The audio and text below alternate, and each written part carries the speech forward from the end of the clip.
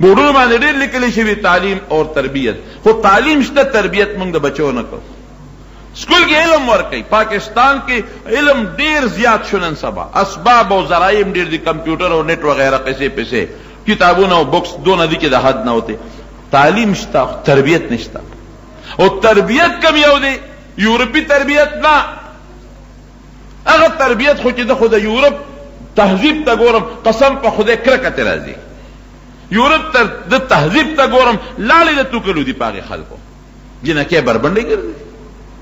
جنه به د سړی د خاون په مخ کې به خزه پر دې الک سره دي، دا مې بوای فرند دی، الک دوست مې دی. مور به د سړی په مخ کې پر دې سړی سره دي، لور به د پلار په مخ کې پر دې سړی سره دي، خور به ضرور په مخ کې پر دې سړی سره دي. وای ولې ستا مخ کې بزي، دروازه به وته والی شي، موټر به وته بار ودرېږي، جنه به نه غور دي، په ټلیفون برابرتای سجک چرته دي، دا ما فرند راغلی، دوست راغلی. الګ وای زماغه ګرل فرند راغلی دا، هغه دوسته مې راغلی دا، شپې به مبار کې پوټلور کې. دا تهذیب، والله دا تهذیب خو چې سړی په لاړې نه، چې سړی په د خنزیر غول ور واچي، دا څه تهذیب دی؟ خزه خو هغه چې ستا خزر د بل چا نه ده، خور ستا هغه چې د خپل خاون خزر د بل چا نه ده، مور ستا هغه چې ستا د پاسه بورقلو پټه پرته ده، په کور کې د حیا محفوظه ده. الحمدلله ټول یورپ کې وګرځا، که چر برطانیه ده او که امریکا ده او که استرالیا ده او که دا نور ممالک دي، ټول کې وګرځا، تا ته به د واده په وخت کې پاکه جینۍ یو په سلو کې 1% میلاو نشي. او الحمدلله د اسلام تهذیب کې د مسلمان ملک ته ګوره، د واده په وخت کې به تا ته 100% جینۍ پاکه میلاویږي. دا د خدای فضل او د خدای کرم نه دی. ته دې خپل کاروبار کې او خپل دکانداری کې ولې جمع دي چې زما حیا زما په کور کې محفوظه ده، دا څه ده کنه ده؟ الته هغه په مخ کې هغه جمع نه دی، د سجون دی. تهذیب د اسلام دی، جون د اسلام دی. مور او پلار دلته وګوره، د مور او پلار څونه قدر خلق کوي. دا مې پلار ایمان چې پکې وي هغه الګ یادو، دین چې پکې وي هغه الګ یادو. د پلار قدر، د مور قدر، چې ته مړ شي ورپسې جاړي، چې بیمار شي په ډاکټرانو یې ګرځي. یاره چې ایمان پکې وي هلته څه حالت دی. تاسو وګورئ یورپ، ما ته پته ده یورپي ممالک کې وګورئ چې بس الک او جنۍ په الکانه کې په واده وروسته دی، دوستانه کې مور پلار لړل پاتې شو. بس مور پیشه او ځان خپل سیستم پیشه، حکومت پیشه او د هغوی تربیت پیشه، او پلار پیشه او د حکومت هغه څه ورته ویل کېږي، هغه لکه دلته یتیمخانې دي، هلته د هغوی خپل قصې پیسې دي.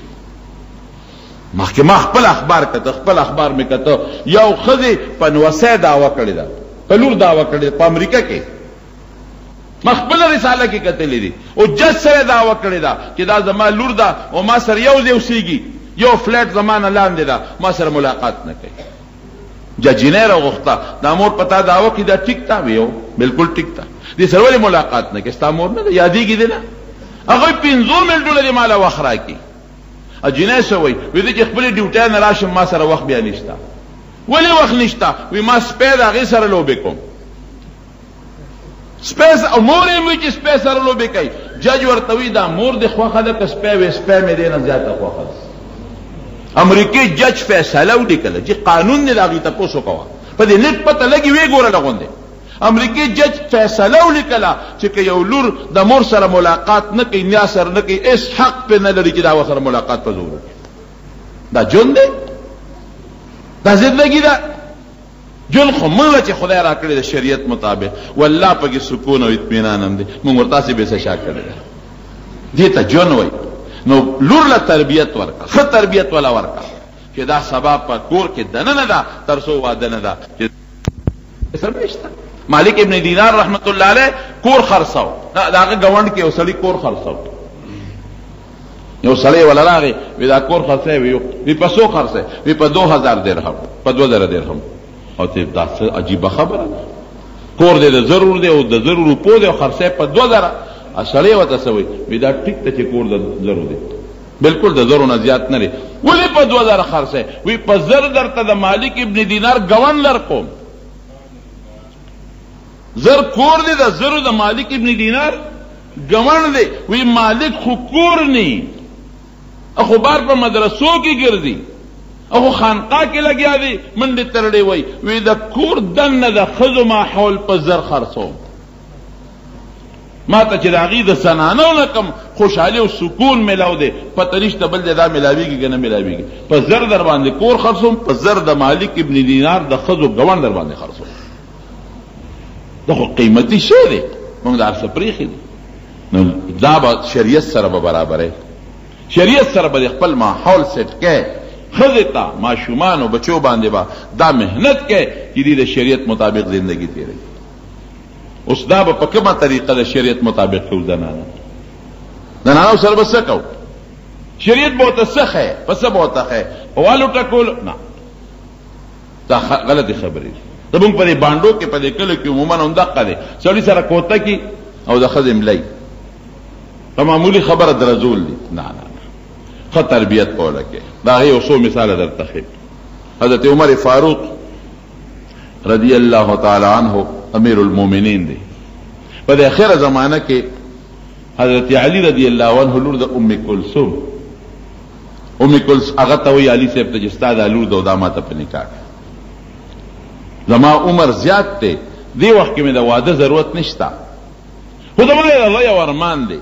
چې که دا جینۍ زما په نکاح کې راله ستا دا لور دا خو د بیبي فاطمې لور ده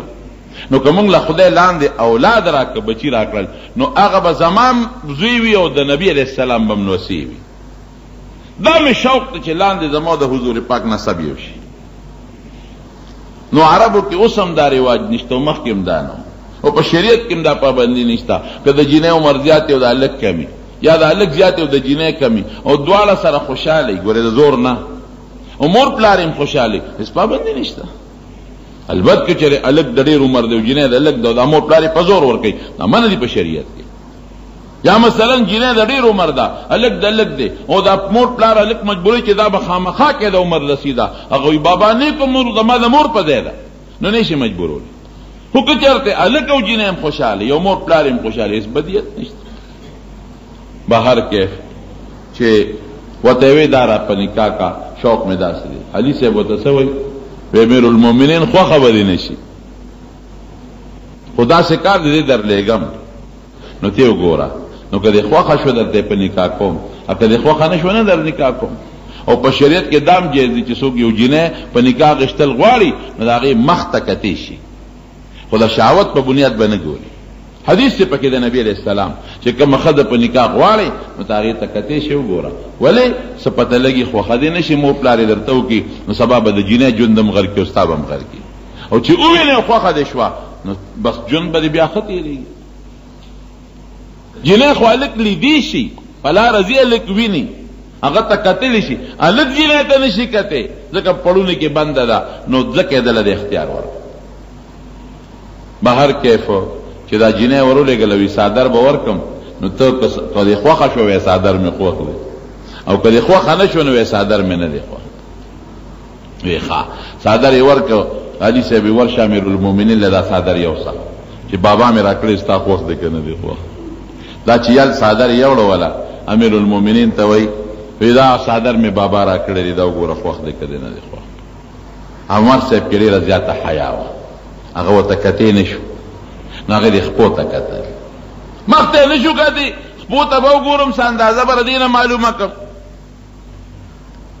جینۍ پې پوه شوه امیر المؤمنین څادر دې په ځای پرېښو زما خپو ته نیغ نیغ ګورې قسم دې که ته امیر المؤمنین نه وي چې دا سترګې مې در نیستې وي حیا ده پکې چې د بیبي فاطمې لور ده الله اکبر د حضور پاک نوسی ده بیبي فاطمه کې دومره حیا وه چې یو ځل ورته حضور پاک وفرمایل وی فاطمې وی میاشت ختلې ده دا لا وړه وه میاشت ته وګوره دی ورته ونه کتل بیا ورته بچې میاشت ختلې ده که بیا ورته ونه کتل بچې تا ته ویم فاطمې میاشت ختلې ده وګوره ورته وی بابا زه خو د دویمې درېیمې شپې میاشت ته نه ګورم ولې بچې وی دې وخت کې سړي ورته ګوري نو زما د سړو نظر په دا میاشت یو ځای کېږي اوس شریعت کې دا منع نه دي یو دیوال ته سړی هم ګوري او ښځه هم ګوري هېڅ منع نه دي یا حضور پاک ورته وایي وګوره نو هغې کې څه ممانعت دی که منع بیا ورته ولې وایي چې ګوره لیکن دا د هغې خپله حیا وه دا زنانه باندې چې کله مړه شي او مقبرې ته خلک وړي د پاسه ډولۍ پرته دا د بیبي فاطمې ایجاد دی هغه وصیت کړو چې د کله مړ شم د شپې به مې خخوي دروازه نه او دیم زما په دې لاش باندې بلرګي کې له پاغي به صادر واچوي چې زما لاش د مرګ نه پس پلار دي چې زما په کفن نه چاسترګیونه لګي دومره حیا نن سبا خو زمون خځې لونه ټول بے حیا دي بچی بے حیا خځې بے حیا جنلال تباہ و برباد دي یریګم قسم دې اسنا یورپی معاشره ته دلته جوړ نشي یورپی ماحول دلته مونږ ته جوړ نشي د دې نت او د دې موبایل په ذریعہ ګورنن دلته کوم د الکانو د جنکو دوستانه شروع شوه دا فتنه دلته جوړ نشي او کافر سره کوي مسلمان سره دا گزاره بیا ګوره خدای نه کوي ولید تاسو دا سونامي د انډونیشیا وغیرہ یو چلق سره تباکل کنا دا زلزلې مونږ لیدل په خپل علاقه کې او دا سیلابونه مونږ لیدل او خدای خبر چې نور بس عذابونه د خدای قهرونه راضی با الله دې مساعدتي اره ګناه کې بر سره خدای گزارو کې په فحاشه کې در سره نه کوي بهر کیف او ورته چې وی دماغ ټوته نه ګوره او تو خاندل وی دا بابا ته رواج صادر می خو چې کور تراله وی بابا وی دا څنګه امیر المؤمنین دی